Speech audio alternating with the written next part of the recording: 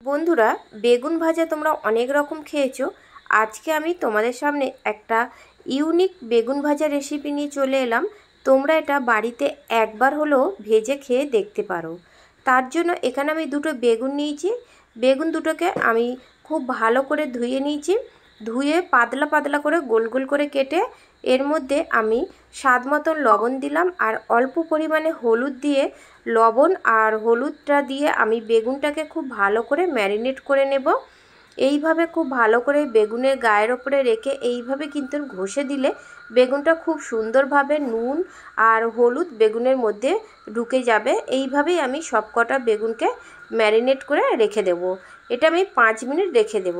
5 minute পর আমি তোমাদের এখানে কড়াতে দিয়ে দিলাম প্রথমে 2 টেবিল চামচ সর্ষের তেল। বেগুনটা সর্ষের তেলে ভাজার চেষ্টা করবে, তাহলে কিন্তু এই বেগুনের স্বাদটা খুব ভালো হয়। তেলটা খুব ভালো করে গরম হয়ে যাওয়ার পরে বেগুনগুলোকে দিয়ে দিয়েছি। এবার ঠিক 2 মিনিট পর আমি কিন্তু বেগুনটাকে উল্টে দিচ্ছি। দেখো কি সুন্দরভাবে লাল লাল করে ভাজা হয়ে গেছে। আর বেগুনটা ভাজার সময় গ্যাসের ফ্লেমটাকে কিন্তু লো ফ্লেমে রেখে ভাজবে, তাহলে বেগুনটা খুব সহজে নরমও হয়ে যাবে আর খুব ভালো ভাজা হবে। এইভাবে আমি সবকটা বেগুনকে উল্টে পাল্টে দেখো উল্টে দিচ্ছি, উল্টে আমি ভেজে নিচ্ছি। এবার অপর দিকটা আমি একইভাবে উল্টে পাল্টে 2-3 বার উল্টে পাল্টে বেগুনটাকে ভেজে নেব। এবারে বেগুনটা দুপারে ভাজা হয়ে গেছে, তারপরে এটা আমি একটা একটা করে তেল ছেঁকে বেগুনগুলো তুলে নিচ্ছি।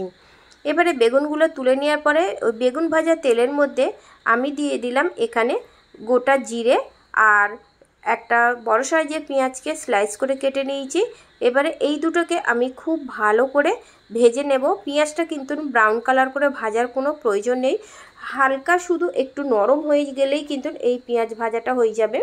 আর এর মধ্যে 2টো কাঁচা লঙ্কা দিলাম। ঝালটা তোমরা তোমাদের স্বাদ মতন দিও, বাচ্চারা খেলে কিন্তু এখানে ঝালটা দেবে না তোমরা।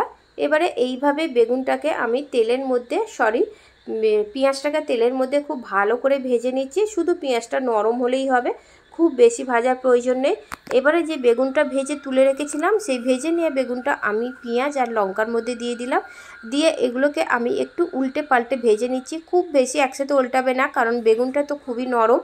একটা একটা করে বেগুনকে এইভাবে 2 মিনিটের মতন একটু নাড়াচাড়া করে ভেজে নিলেই কিন্তু বেগুনটা খুব সুন্দরভাবে ভাজা হয়ে যায়। আবারও আমি অপর দিকটা ভেজে নিচ্ছি। এর স্বাদ কিন্তু তোমরা যদি একবার খাও তোমাদের এই বেগুন ভাজা রোজ বানিয়ে খেতে ইচ্ছা করবে। দুর্দান্ত লাগে গরম গরম ভাতের সাথে বা রুটির সাথে, এটা দারুণ লাগে। সবার শেষে এর মধ্যে আমি দিয়ে দিলাম অল্প পরিমাণে ধনেপাতা দিয়ে আবারও আমি একটু উল্টে পাল্টে ভেজে নিচ্ছি। তবে গ্যাসের ফ্লেমটা আবারও বললাম লো ফ্লেমে রাখবে। অনেক রকম বেগুন ভাজা খেয়েছো বন্ধুরা, এইভাবে একবার বেগুন ভাজাটা খেয়ে দেখো। আশা করছি তোমাদের ভালো লাগবে। তৈরি হয়ে গেছে আজকের রেসিপি। ভালো লাগলে অবশ্যই কমেন্ট করে জানাবে কেমন লাগলো, আর একটা লাইক দেবে। আমার চ্যানেলের নতুন বন্ধু হয়ে থাকলে অবশ্যই বন্ধুরা চ্যানেলটিকে সাবস্ক্রাইব করবে।